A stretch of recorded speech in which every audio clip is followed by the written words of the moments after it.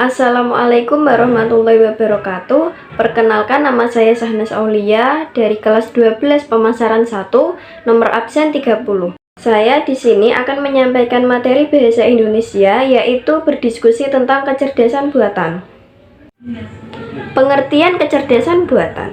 Kecerdasan buatan atau AI, Artificial Intelligence, adalah kecerdasan yang dimiliki oleh manusia yang dimodelkan di dalam mesin dan diprogram agar bisa berpikir seperti halnya manusia. Sedangkan menurut M. Cilio dan Shell, kecerdasan buatan adalah aktivitas penyediaan mesin seperti komputer dengan kemampuan yang dianggap sama cerdasnya dengan kemampuan yang dimiliki oleh manusia. Contoh kecerdasan buatan. Contoh dari kecerdasan buatan adalah asisten virtual. Ada banyak penyedia asisten virtual seperti Google Assistant, Siri, atau Alexa.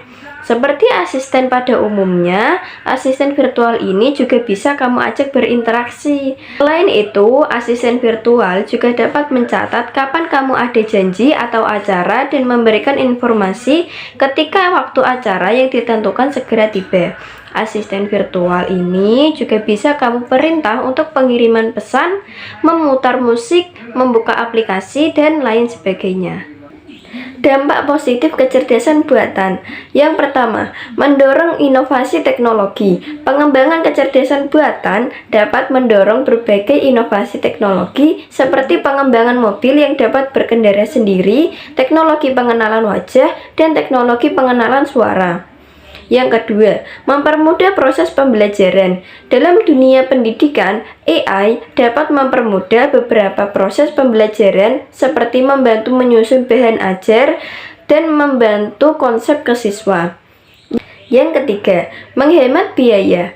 AI dapat mengambil alih tugas-tugas manual yang dikerjakan oleh manusia. Dengan kemampuan AI yang dapat mengerjakan tugas secara otomatis, ongkos produksi yang dikeluarkan oleh perusahaan jadi bisa lebih hemat. Dampak negatif kecerdasan buatan. Yang pertama, keterampilan manusia jadi menurun. AI memiliki berbagai kemampuan yang dapat membuat pengguna menjadi ketergantungan. Ketergantungan yang berlebihan pada AI dapat membuat keterampilan atau pengetahuan pengguna jadi menurun.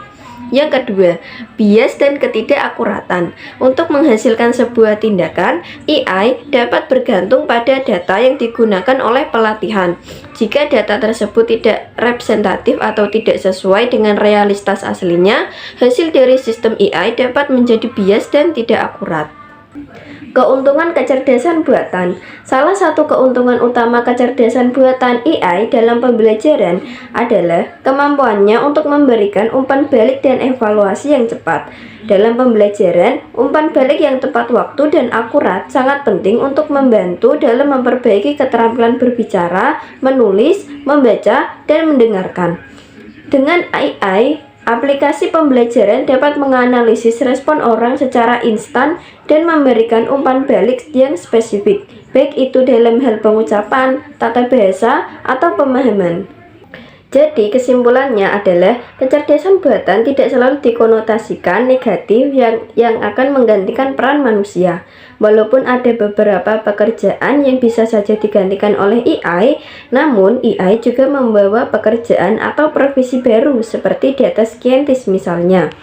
Satu hal yang penting, kita jangan terlalu berpikiran negatif terhadap kemampuan yang dimiliki AI. Mungkin kita tidak bisa belajar banyak sekaligus dalam satu waktu seperti halnya AI.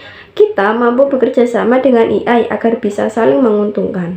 Sekian presentasi dari saya. Bila ada kesalahan kata dalam pengucapan, saya minta maaf.